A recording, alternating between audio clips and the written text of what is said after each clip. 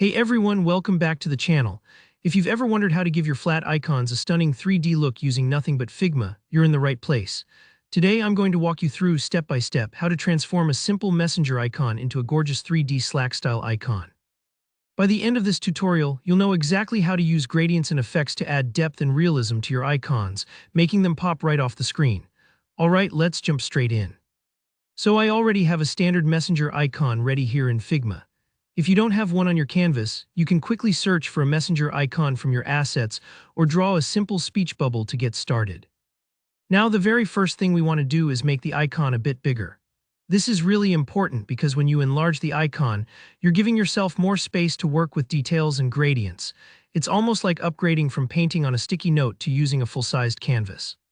Just select the icon and drag out one of the corners while holding Shift so you keep everything perfectly in proportion. Once your icon is nice and big, make sure it's selected. Then head over to the right sidebar where you'll see the fill options.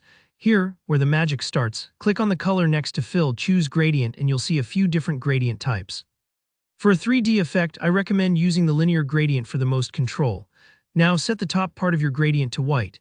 This is going to act like a light source hitting the icon. Think of how sunlight hits the top of a physical object and makes it look glossy or shiny. Then set the bottom gradient to blue, or whatever color best matches your branding. By blending from white at the top down to blue at the base, you instantly create the illusion of light and depth, sort of like how a sphere looks lit from above. Here's a key tip: once your gradient is in place, you can actually move or adjust the direction of the light. Click and drag the gradient handle so the shine sits where you want it. It should be at the top or even shifted to one side if you want a moodier, more dynamic 3D effect.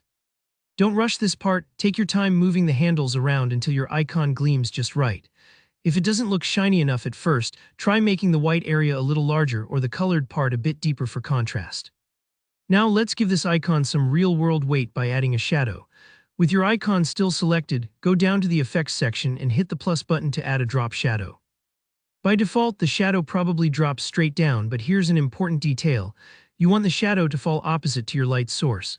So, if your gradient's bright spot is at the top left, nudge your shadow towards the bottom right.